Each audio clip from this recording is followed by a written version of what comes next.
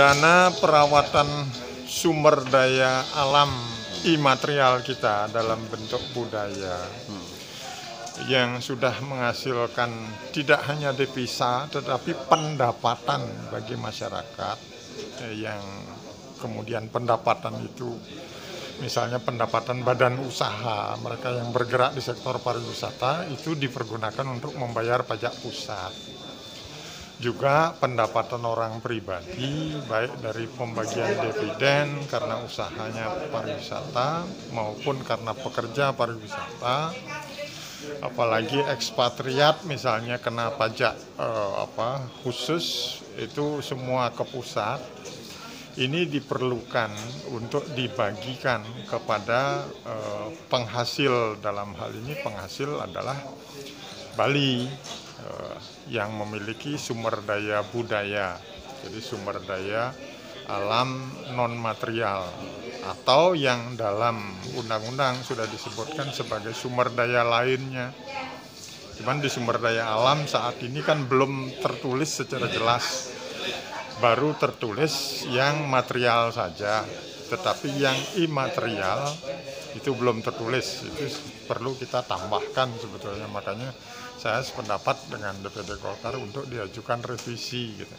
Dari berbagai banyak pertimbangan ilmiah kita bisa memperoleh itu, tetapi yang namanya perubahan undang-undang apalagi yang terkait dengan pendapatan ini kan tidak cukup dari sisi akademis saja, tetapi juga dari sisi politis. Nah itu teman-teman politikus dari berbagai parpol, kemudian kalau kita berbicara dari daerah Bali itu teman-teman baik DPR pusat maupun yang dari sini di daerah itu sekarang tugasnya secara politis. Kalau sumber daya alam yang ada saat ini, kalau digali batu bara, digali minyak, digali pada saatnya dia habis.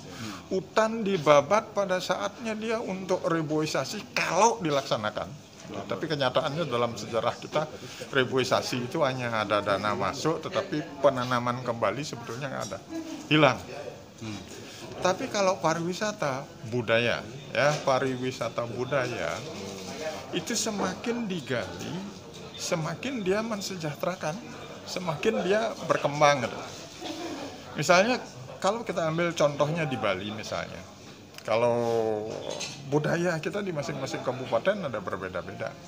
Ini sekarang digali misalnya, lalu kemudian dikembangkan untuk kesejahteraan. Karena itu Indonesia membuat undang-undang tahun 2017 mengenai pemajuan kebudayaan. Jadi dalam pemajuan kebudayaan itu untuk melestarikan, menggali, melestarikan, mengembangkan untuk kesejahteraan masyarakat. Pemerintah itu perlu hadir untuk perawatan budaya, khususnya pemerintah pusat. Kenapa demikian? Karena masyarakat itu udah dari dulu, yang saya katakan itu masyarakat dari dulu itu penghasilan orang Bali itu untuk merawat budaya itu nyepi dan seterusnya gitu ya. Purnamo Kajang Kleon kita konsumsi ritual kita, apalagi Purnamo Kedasel kemarin entah berapa penghasilan kita keluarkan untuk merawat budaya sebetulnya.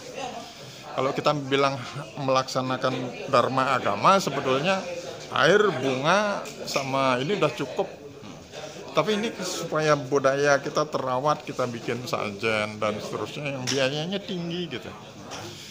Ini yang orang Balinya, masyarakat maksud saya, sudah banyak berinvestasi, menginvestasikan 34% penghasilannya untuk perawatan budaya. Gitu. Pertanyaannya kemudian pemerintah pusat, adilkah kalau tidak mendistribusikan untuk perawatan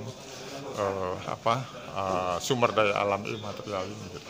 Yang mesti kita bisa gunakan atau pemerintah pusat bisa ambil sebagai perbandingan adalah berapa duit sebetulnya kita memerlukan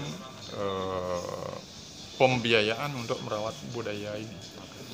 Berapa yang sudah kebutuhan kita berapa, segitu kemudian yang kita perjuangkan gitu.